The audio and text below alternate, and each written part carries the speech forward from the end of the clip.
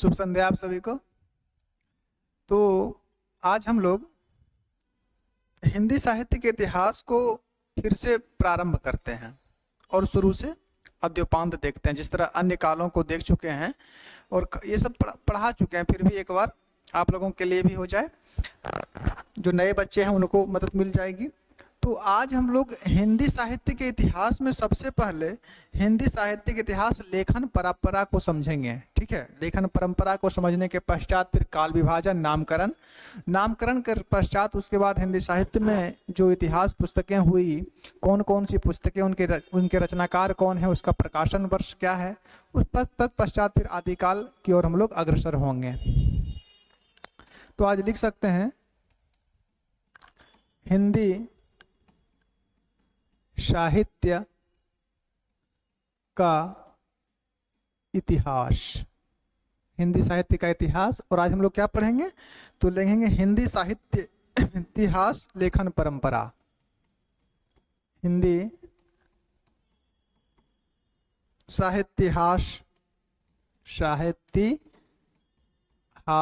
हिंदी साहित्यास लेखन परंपरा को देखेंगे। और आज ही ये क्लास शुरू हुई है, तो क्लास संख्या डाल दीजिए ताकि आप लोगों को फिर दिक्कत ना हो। क्लास संख्या 1 ये आज है। ठीक है, तो सभी के लिए जरूरी है, ऐसा तो नहीं कि खाली टीजीटी पीजीटी या डेट जारे वाले। हिंदी से संबंधित जो भी बच्चे हैं उनके लिए ये परम जरूरी है, चाहे वो पीजी के हों या यूजी के हों। हिंदी साहित्य को अगर पढ़ना है तो ये जानना परम आवश्यक है। परीक्षा की दृष्टि से भी महत्वपूर्ण है, जानकारी की दृष्टि से भी महत्वपूर्ण है। बिना इतिहास, साहित्य इतिहास लेखन परंपरा को समझे को हिंदी साहित्य के इतिहास को कैसे समझ सकता है। वो तो उसी प्रकार की बात हो गई ना कि साइकिल चलाने नहीं आती है और 4 व्हीलर लेकर रोड पे निकल चुके हैं, तो उससे एक्सीडेंट ही होगा। तो इससे सबसे पहले अगर हिंदी साहित्य के इतिहास को समझना तो इतिहास लेखन परंपरा को समझना अनिवार्य है। इसके पश्चात हम लोग फिर काल विभाजन, फिर नामकरण, फिर धीरे धीरे क्रम से आगे बढ़ेंगे और आसान भाषा में इसको समझने का प्रयास करते हैं। तो चलिए आज शुरू करते हैं। इसके लिए आप लोग का एक बार पुनः स्वागत है इस क्लास में। चलिए, क्लास अच्छी लगी तो शेयर जरूर कीजिएगा ताकि अन्य लोगों तक इस चीज की जानकारी भी पहुंच सके। लिखिए साहित्य, हिंदी साहित्य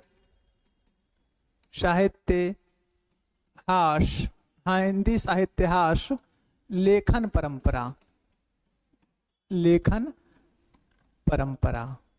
कि इसकी परंपरा कब हुई और सबसे पहले किसने इसके बारे में बात की, क्या बातें की, उस इतिहास ग्रंथ में क्या बताई गई है, किस पद्धति पर लिखी गई है, उन सभी चीज़ों को।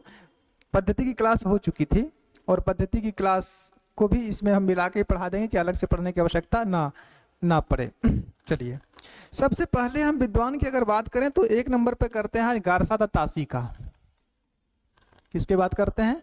गारसा द तासी की हम लोग आज बात करते हैं कि गारसा द तासी की बात करते हैं। इनकी रचना का नाम क्या है? अगर इनकी पुस्तक की बात करें कि गारसा द तासी की जो रचना है, इस पुस्तक का नाम क्या है, तो इन्होंने क्या लिखा था? इस्तवार दाला लियतुर एंदोई ए हिंदुस्तानी। ठीक है, लिख लो। इस्तवार दाला, अलग अलग, इस्तवार दाला लितेरे एतुर अंग्रेजी शब्द है, थोड़ा वैसे फ्रेंच का भी प्रयोग किया गया है। ठीक है, इतवार दाला लियतुर एंदुई ए हिंदुस्तानी। एंदुई ए नीचे लिख देते हैं, वहां पे नहीं हो पाएगा। एंदुई ए हिंदुस्तानी, हिंदुस्तानी नहीं है, हिंदुस्तानी है, हिंदुस्तानी। ये हो गई इस पुस्तक की बात, ये नाम है। गारसा द तासी जो विद्वान है उनकी पुस्तक है इतवार दल्ला लियतुर एंदुई ए हिंदुस्तानी। इसमें देखिए 2 शब्द मिला है इस पुस्तक में, जो यहाँ पे हिंदुस्तानी है, यहाँ पे हिंदुस्तानी और एंदुई, एंदुई शब्द जो है वो हिंदवी का पर्यायवाची है, और हिंदुस्तानी शब्द जो है इसका मतलब होता है हिंदुस्तानी। हिंदुस्तानी कहने का यहाँ मतलब ये हुआ कि ये अरबी फारसी शब्दों से मिला शब्द है हिंदुस्तानी, और इंदवी का मतलब हुआ कि जिसमें तत्सम और तद्भव शब्दों की प्रधानता हो। तो इस पुस्तक का प्रकाशन कब हुआ था और इसका प्रकाशन स्थल क्या था? ये जो पुस्तक है इसका प्रकाशन स्थल क्या है? अगर इसके प्रकाशन स्थल की बात करें कि किस प्रकाशन से ये प्रकाशित हुई थी, इसका प्रकाशन स्थल जो था वो था the oriental translation committee Ireland, वहां से प्रकाशित हुई थी। कहां से प्रकाशित हुई थी? तो द ओरिएंटल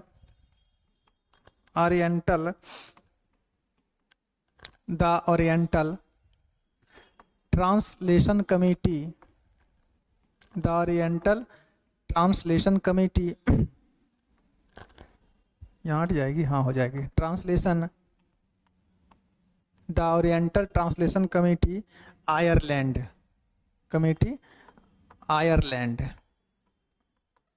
आयरलैंड से ये प्रकाशित हुई थी। ठीक है, अब इसके प्रकाशन वर्ष को समझने के लिए ये जानना पड़ेगा ये पुस्तक कितने भागों में है, क्योंकि संपूर्ण पुस्तक जो है एक भाग में नहीं है और ना ही इसका एक बार प्रकाशन हुआ था। तो थोड़ा आप लोग को हम प्रकाशन वर्ष समझाते हैं डिटेल में। देखिए, अगर इसका हम लोग प्रकाशन वर्ष देखें, किसका प्रकाशन वर्ष देखते हैं तो एतवार दाला लिएतुर एंदोई हिंदुस्तानी का अगर प्रकाशन वर्ष को समझना है तो ऐसे समझो, देखो आसान हो जाएगा। प्रकाशन वर्ष की अगर बात करें तो प्रकाशन वर्ष को पहले आप लोग दो भागों में बांट दो। ठीक है, कितने भागों में बांट दो? दो भागों में। एक भाग में कर लो प्रथम संस्करण, एक भाग में क्या करना है? प्रथम संस्करण। अब समझाते हैं कि ये प्रथम संस्करण हम क्यों लिख रहे हैं, पहले लिख लो प्रथम संस्करण। अगर प्रथम संस्करण की बात करें, प्रथम संस्करण की बात करें तो यानी कि ये पुस्तक जो है ये दो संस्करणों में प्रकाशित हुई थी। एतवार दाला लिएतुर एंदोई हिंदुस्तानी कितने संस्करणों में प्रकाशित हुई थी? दो संस्करणों में प्रकाशित हुई थी। तो एक हो गया प्रथम संस्करण और एक को कर दो द्वितीय संस्करण। एक को क्या कर देना है? द्वितीय संस्करण। एक को कर दो द्वितीय संस्करण। ठीक है, अब प्रथम संस्करण में इसके दो भाग हुए थे, इसीलिए प्रकाशन वर्ष को इस रूप में लेके हम चल रहे हैं। ठीक है, प्रथम संस्करण में इस पुस्तक के दो भाग प्रकाशित हुए थे। कौन कौन से भाग प्रकाशित हुए थे और कब कब प्रकाशित हुई थी? अगर प्रथम संस्करण की बात करें तो प्रथम संस्करण में इसके दो भाग प्रकाशित हुए थे। प्रथम भाग इसका प्रकाशित हुआ था 1839 ईस्वी में। प्रथम भाग का प्रकाशित हुआ था 1839 में। चलो, अगर हम इसके प्रथम भाग की बात करें, प्रथम भाग, तो प्रथम भाग का प्रकाशित हुआ था 1839 ईस्वी में।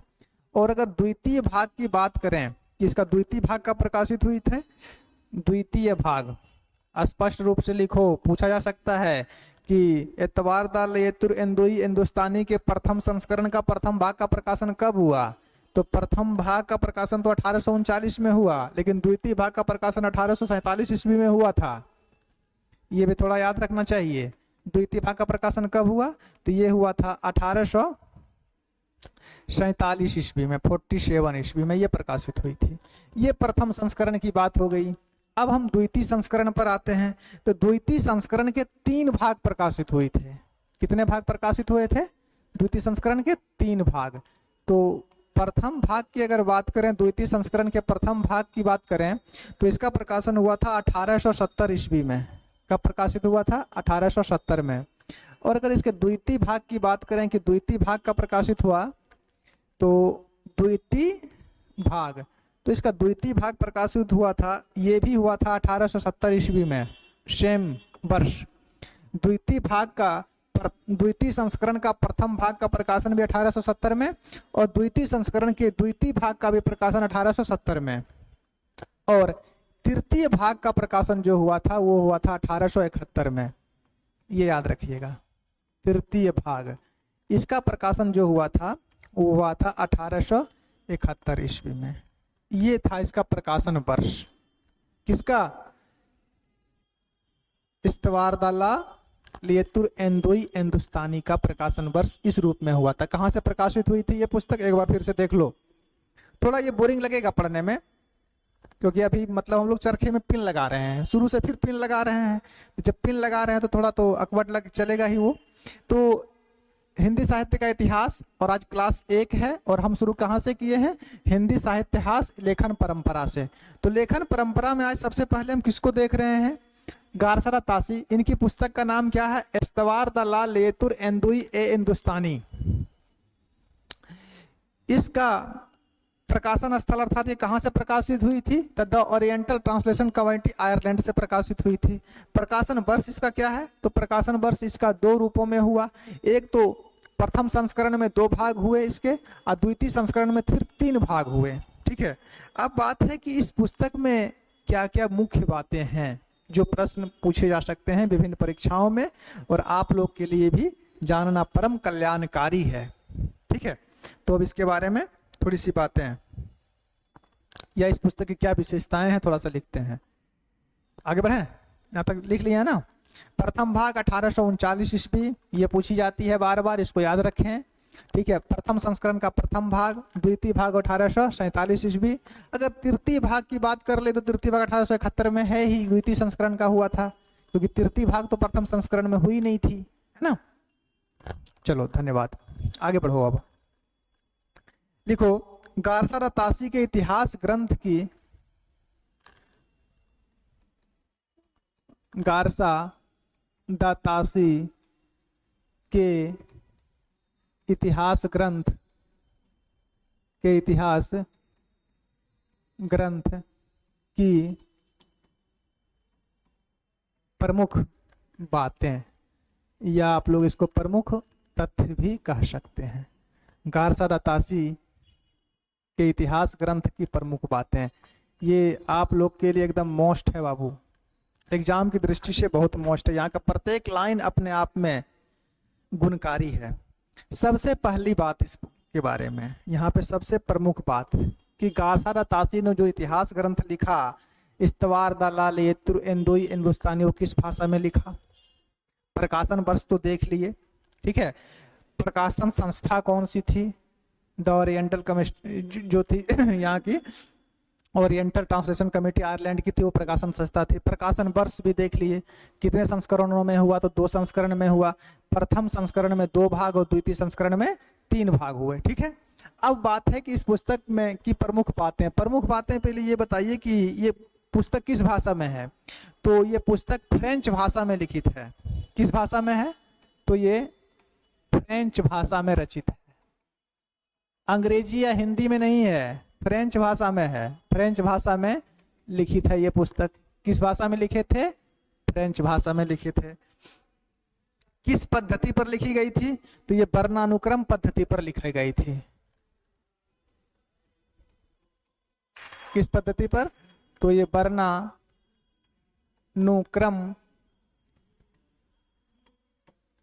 पद्धति में रचित है। देखो, अब वर्णानुक्रम पद्धति में रचित कैसे है, वर्णानुक्रम का मतलब होता है अल्फाबेट के आधार पर, यानी अंग्रेजी वर्णमाला के आधार पर लिखी गई है। जैसे कि ए के बाद क्या आएगा, तो ए के बाद बी आता है, तो बी के बाद सी आता है, सी के बाद डी आता है।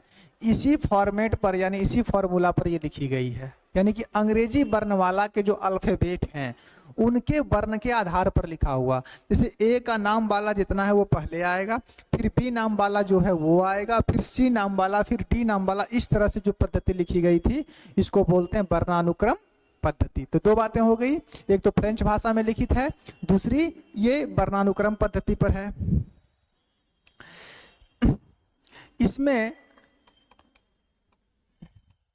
इसमें कुल कितने रचनाकारों को स्थान दिया गया, इसमें कुल 738, बस याद रखिएगा टोटल रचनाकार इसमें कितने हैं, तो 738। इसमें कुल 738 रचनाकारों को स्थान दिया गया।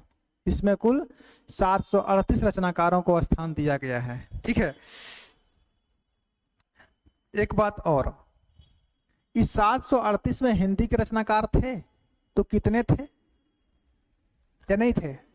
थे कितने? 700, गधा कहीं का। इसमें कुल 738 रचनाकारों को स्थान दिया गया, जिसमें से मात्र 72 ही हिंदी के थे। ये लिख लीजिए, इसमें कुल 738 रचनाकारों को स्थान दिया गया, जिसमें केवल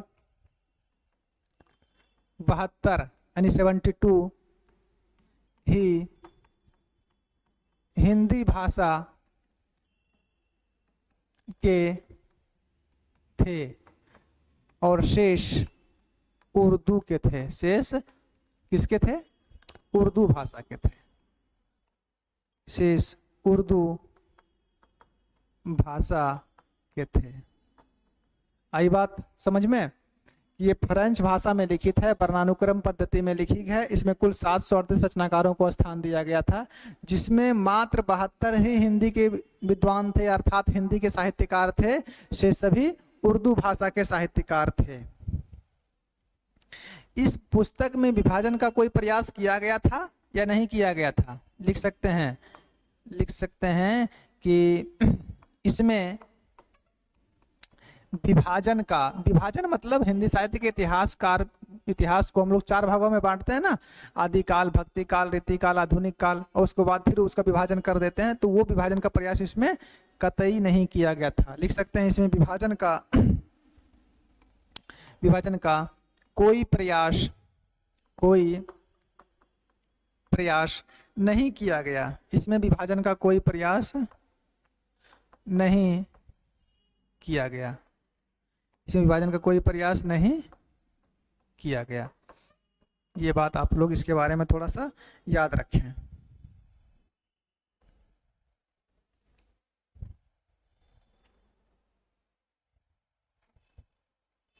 और इसके बारे में आधे लिखाते हैं, इतना पहले लिख लीजिए। मोस्ट बातें सब आज छाप लेना है इनके बारे में, कुछ छोड़ना नहीं है कि परीक्षा में कुछ ऐसा आप लोग को ना लगे कि कुछ छूट चुका है। ठीक है, कितना हो गया? 4। नंबर 5 में इसके बारे में लिखिए कि इसमें हिंदी के प्रथम कवि के बारे में कोई चर्चा की गई है? नहीं की गई है। लिख सकते हैं नंबर 5 में इसमें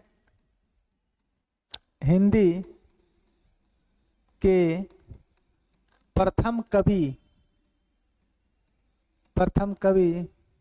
की कोई चर्चा नहीं की गई। इसमें हिंदी के प्रथम कवि की कोई चर्चा नहीं की गई। आचार्य शुक्ल ने इसे क्या कहा था? वृत्त संग्रह कहा था।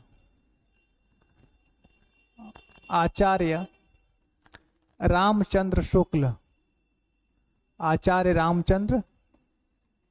शुक्ल ने इसे क्या कहा? वृत्त संग्रह कहा। याद रखिएगा, क्या कहा था? वृत्त संग्रह कहा। आचार्य शुक्ल ने इसे वृत्त संग्रह कहा।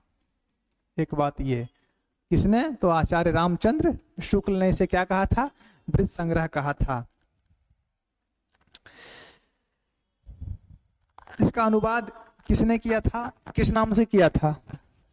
मतलब पहले आप लोगों ने जो पढ़ा सब साफ कर दिया, ठीक है, और आज फिर लिख रहे हो, फिर 2 दिन के बाद भूल जाइएगा। थोड़ा ध्यान रखा कीजिए, बार बार लिखने से क्या होगा। चलिए कोई बात नहीं, लिख लीजिए नए सिरे से, लिखने से भी याद होती हैं। नंबर 3, इसका मौलवी करमुद्दीन ने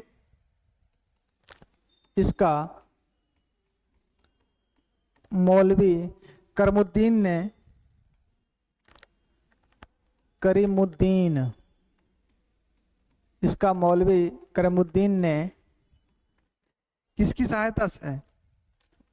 कब? इसका मौलवी करीमुद्दीन ने 1848 में, कि 1948 में? इसका मौलवी करीमुद्दीन ने 1848 ईस्वी में बाई एफ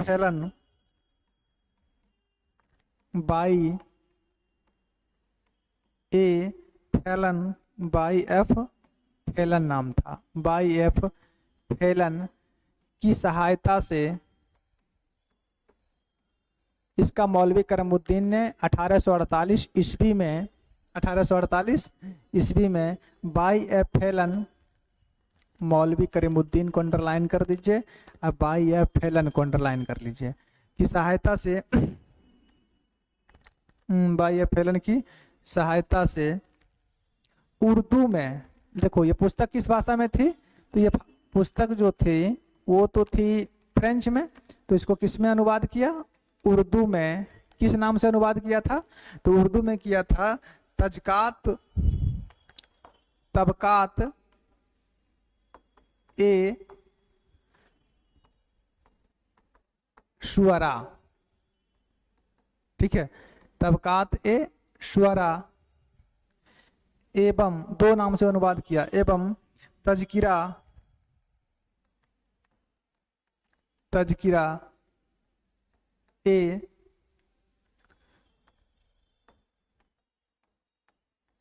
शुअरा, ठीक है, तजकिरा ए शुअरा, और लिख लीजिए एवं तजकिरा ए शुअरा ए शुअरा ई हिंदी नाम से। इसका मौलवी करमुद्दीन ने 1848 ईस्वी में, ठीक है, बाई एफ फैलन की सहयोग से उर्दू में तबकात ए शुअरा एंड तजकिरा ए शुअरा ई हिंदी नाम से अनुवाद किया। ये बात भी याद रखिएगा। पूछा जा सकता है कि गार्सिया दे तासी का उर्दू में रूपांतरण किसने किया या किस नाम से किया, ठीक है। तो मौलवी करमुद्दीन ने 1848 ईस्वी में वाई एफ फैलन के सहयोग से उर्दू में लिखा, वो किस भाषा में था, फ्रेंच में, तबकात ए शुअरा एवं तजकिरा ए शुअरा ई हिंदी के नाम से अनुवाद किया। एक बात इसके बारे में हो गई। अच्छा लिखिए इसको पहले, फिर बताते हैं।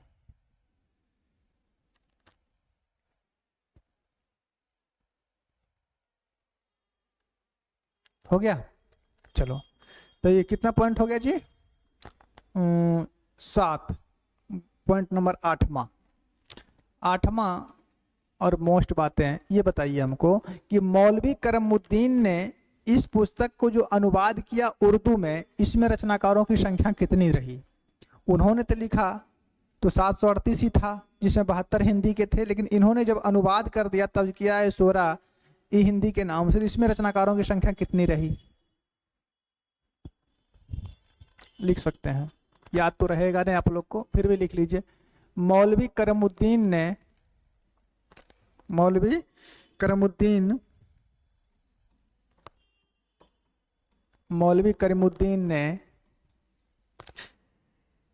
अपने अनुदित ग्रंथ, देखिए अनुदित ग्रंथ का मतलब जिसका इन्होंने अनुवाद किया, किसका अनुवाद किया था, इतवार दाला लेतुर एंदुई हिंदुस्तानी का जो उर्दू में अनुवाद किया था उसकी बात कर रहे थे। तो मौलवी करमुद्दीन ने अपने अनुदित ग्रंथ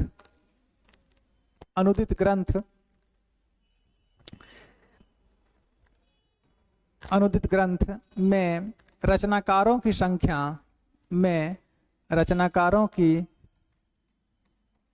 संख्या कितना रखा, 1004 रखा था। रचनाकारों की संख्या 1004। मौलवी करमुद्दीन ने अपने अनुदित ग्रंथ में रचनाकारों की संख्या, नहीं लाइन थोड़ी सी गड़बड़ा गई है ना।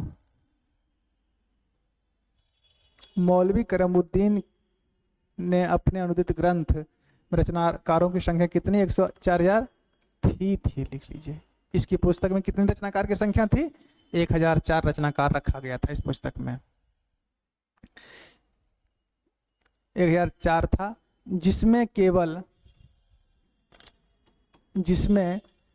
केवल यानी मात्र केवल 60 ही हिंदी के थे।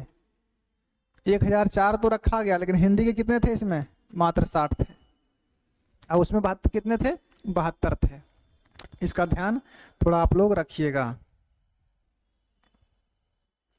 लेकिन मौलवी करमुद्दीन ने अपनी पुस्तक जो लिखी है इसमें विभाजन का प्रयास किया था, हाँ किया था। लिखिए, मौलवी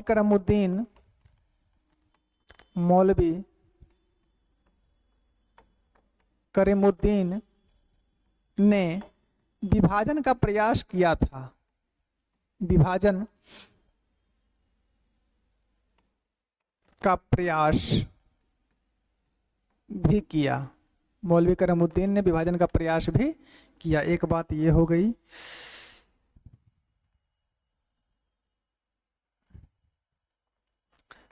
लक्ष्मी सागर वार्ष्णेय के बारे में भी लिखा देते हैं यहीं पे, है ना। इन्होंने भी इन्हीं की पुस्तक का अनुवाद किया था ना 1952 ईस्वी में। चलो कोई बात नहीं है, लिखिए। गारसा दा तासी, गारसा दा गारसा दा तासी के इतिहास ग्रंथ, गारसा दा तासी के इतिहास ग्रंथ का 1952 ईस्वी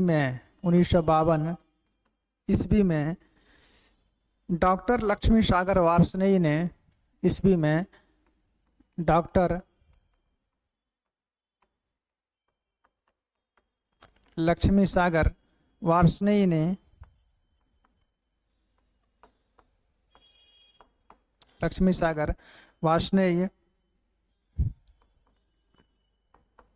लक्ष्मी सागर वार्ष्णेय अंडरलाइन कर लीजिए इसको। वार्ष्णेय ने हिंदुई साहित्य का इतिहास, इसका हिंदुई साहित्य का इतिहास नाम से हिंदी में अनुवाद किया। याद रखिएगा ये बात, हिंदी में अनुवाद किया। देखो, मौलवी करमुद्दीन ने अनुवाद तो किया, लेकिन किस भाषा में किया? उर्दू में किया। लेकिन गारसा तासी के जो इतिहास ग्रंथ था, जिसके बारे में अभी हम लोग बात कर रहे थे, इतवार दालाल येतुर हिंदुस्तानी का, उसका 1952 ईस्वी में लक्ष्मी सागर वार्ष्णेय ने किस नाम से अनुवाद किया? तो हिंदुई साहित्य का इतिहास। किस नाम से? तो हिंदुई साहित्य का इतिहास नाम से हिंदी में अनुवाद किया, है ना, हिंदी में अनुवाद किया। इस बात को थोड़ा सा याद रखिएगा। और इसके बारे में एक लाइन और लिख लीजिए तो ये पुस्तक हो जाएगी पूर्णतः फिनिश। फिर इसको थोड़ा सा हम लोग दोहरा लेंगे। नंबर 11 ये देखना है कि लक्ष्मी सागर वार्ष्णेय ने जो अनुवाद किया, इसमें कुल कितने रचनाकार थे और हिंदी के कितने थे? तो लिख सकते हैं, डॉक्टर लक्ष्मी सागर वार्ष्णेय ने अपने अनुदित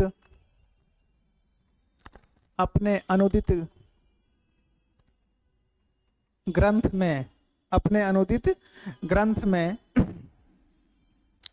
कुल कितना था?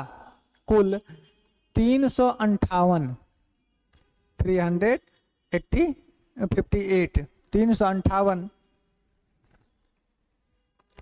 रचनाकारों को स्थान दिया। कितना का स्थान दिया? 358 रचनाकारों को स्थान दिया, जिसमें हिंदी के कितने थे? जिसमें हिंदी के 220 थे कि 240 था? 220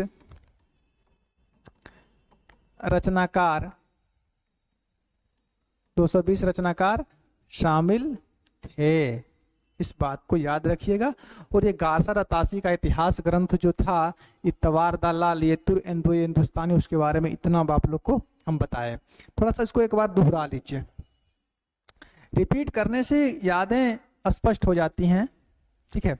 ये आज हिंदी साहित्य के इतिहास का क्लास पहला है। पहले क्लास में हम लोग आज सबसे पहले गारसा तासी का इतिहास लेखन परंपरा शुरू किए हैं और इसमें गारसा तासी को देख लिए हैं। इनके पुस्तक का नाम क्या था कि इनकी रचना क्या थी?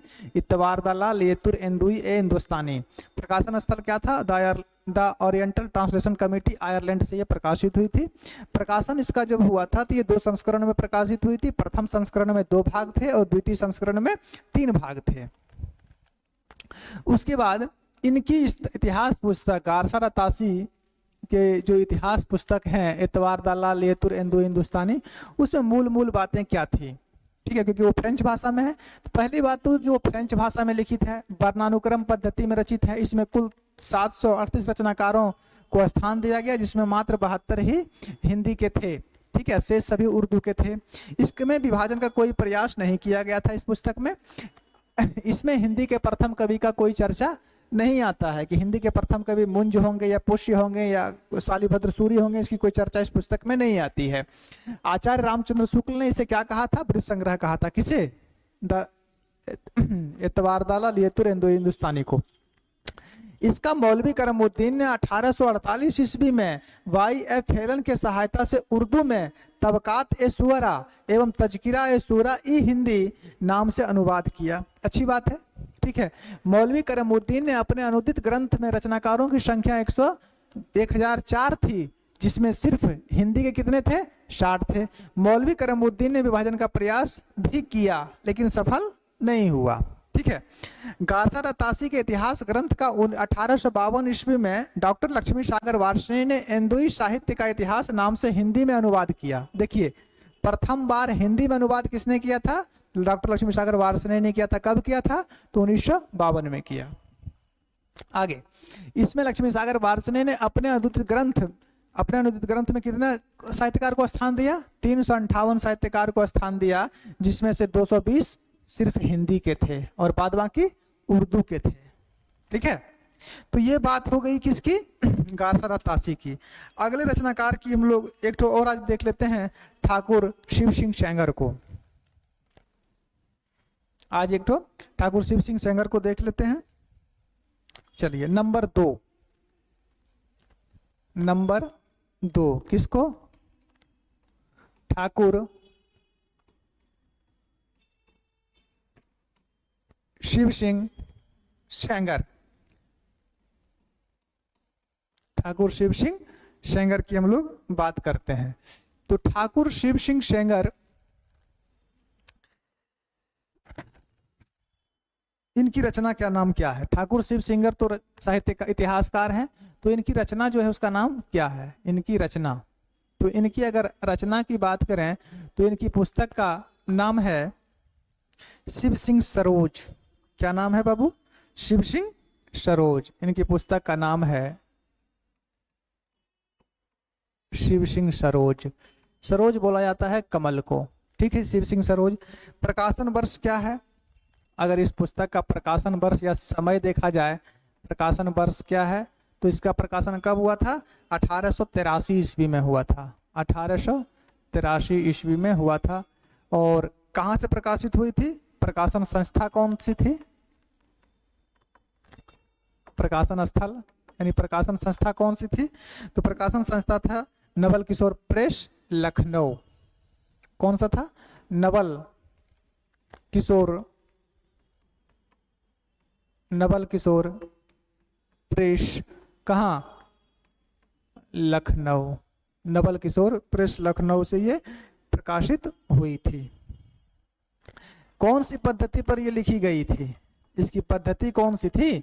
जो शिव सिंह सरोज पुस्तक लिखी गई थी, ये किस पद्धति पर लिखी गई थी? तो ये भी वर्णानुक्रम पद्धति पर लिखी गई थी।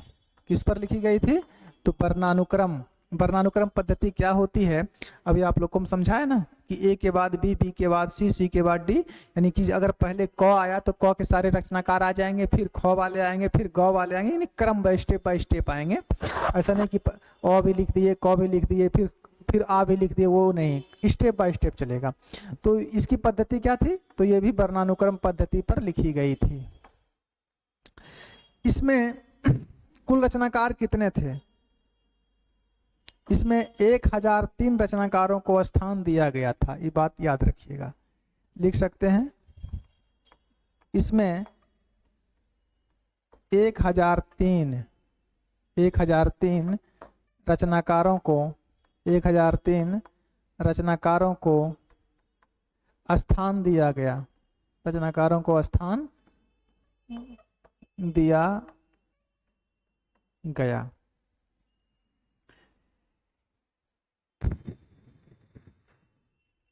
चलिए इसके बारे में थोड़ा सा विशेष तथ्य देख लीजिए।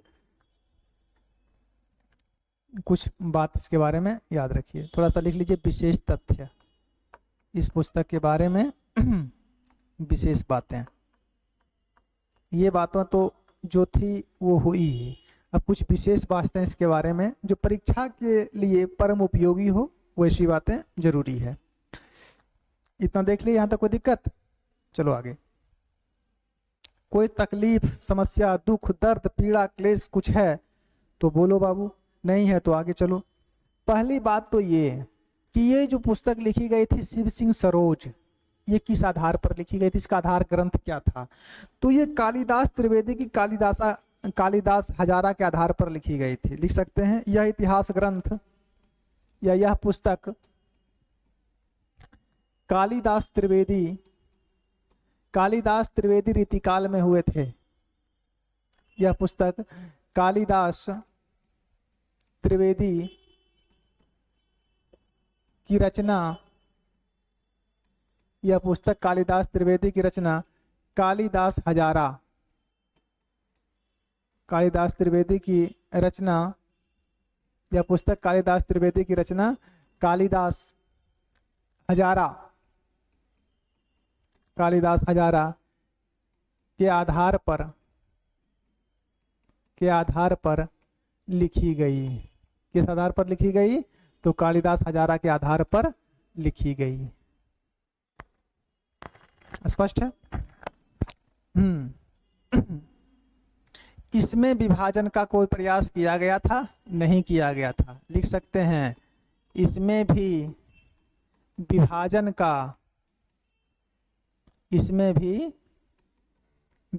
का कोई प्रयास नहीं किया गया। कोई प्रयास नहीं किया गया। इसमें भी विभाजन का कोई प्रयास नहीं किया गया। एक बात ये भी हो गई।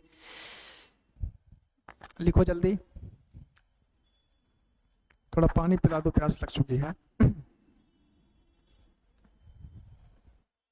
अच्छा, शिव सिंह सरोज जो पुस्तक है, शिव सिंह सरोज यानी ठाकुर शिव सिंह सेंगर की, इसमें हिंदी का प्रथम कवि किसे माना गया है? पुरुष को। ठीक है, लिख लीजिए। इस पुस्तक में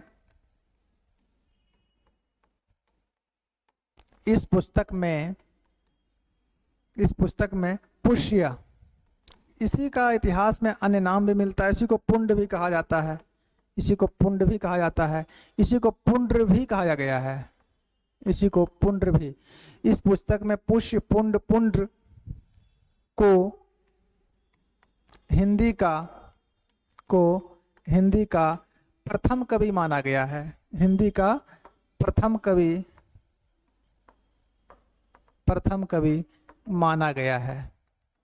ये बात भी याद रहे कि हिंदी का प्रथम कवि शिव सिंह सरोज ने किसको माना? तो पुष्य को माना। पुष्य का ही पुंड कहा गया है, इसी को पुंड्र कहा गया है इतिहास पुस्तकों में। तो इसको हिंदी का प्रथम कवि माना है। ठीक है, और कुछ बातें इसके बारे में।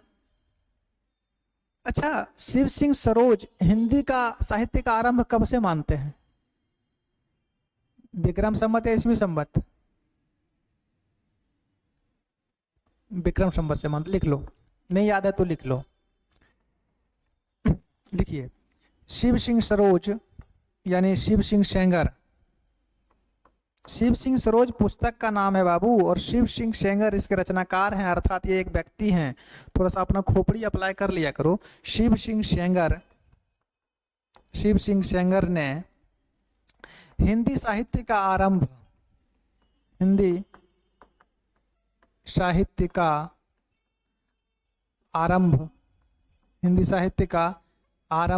कब से माना है? तो विक्रम संवत, अगले पेज में चलो, इतना तक लिखो।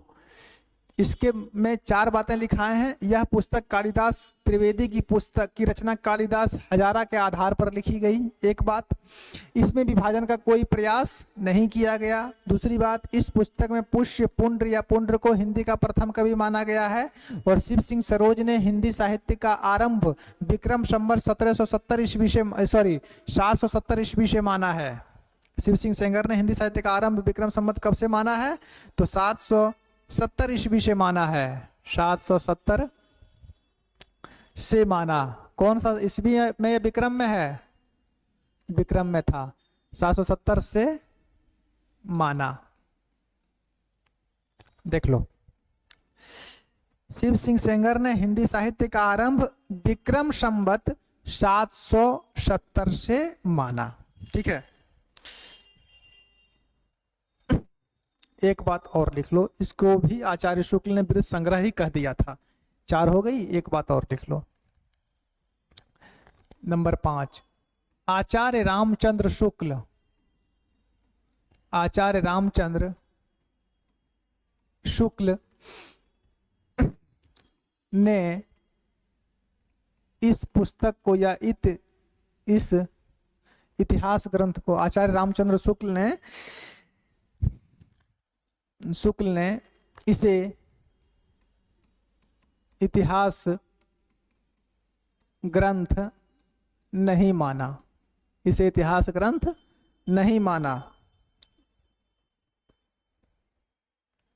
उन्होंने इसे क्या कहा? इन्होंने इसे बृहत संग्रह कहा है। इसे भी बृहत संग्रह ही बोल दिया है। इसे बृहत संग्रह कहा। देखो, बृहत संग्रह इन्होंने गारसारा तासी के इतिहास ग्रंथ को भी बोला, परंतु उन्होंने उसको इतिहास ग्रंथ नहीं माना, ऐसा बात नहीं था। देखो क्या बात है, थोड़ा सा समझ लो। आचार्य रामचंद्र शुक्ल ने इसे बृहत संग्रह कहा, अर्थात बृहतों का संग्रह, एक खजाना कह दिया। लेकिन ऐसा नहीं कि इसे इतिहास ग्रंथ नहीं मानते हैं, ऐसा तो बात नहीं है। लेकिन इन्होंने इस पुस्तक को क्या कहा, देख लो। शिव सिंह सेंगर के बारे में इन्होंने क्या कहा कि आचार्य शुक्ल ने इसे इतिहास ग्रंथ नहीं माना, इसे बृहत संग्रह सिर्फ कह दिया। तो ये बात हो गई किसके बारे में? शिव सिंह सरोज के बारे में। इसका प्रकाशन वर्ष क्या था? 1883।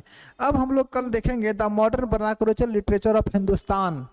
किसका है? अब्राहम का है ना, जॉर्ज अब्राहम ग्रियर्सन का है। The modern vernacular literature of Hindustan. प्रकाशन वर्ष क्या था? वो प्रकाशन वर्ष तो मूलतः जो पत्रिका के विशेषांक के रूप में हुई थी तो 1888 में हुई थी, और पुस्तकाकार रूप में 1889 में हुई थी। कहाँ से प्रकाशित हुई थी?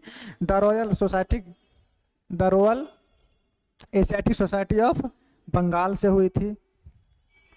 वो पुस्तक कालानुक्रम के आधार पर थी, वो समय के आधार पर उसमें विभाजन किया गया था। तो आज हम लोग 2 इतिहासकार को देखे हैं। किसको देख लिए?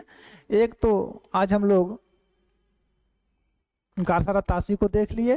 ठीक है, आज हम लोग किसको देख लिए हैं? गारसा दा। क्लास 1 में 2 का नाम कम से कम जरूर याद रखो आज।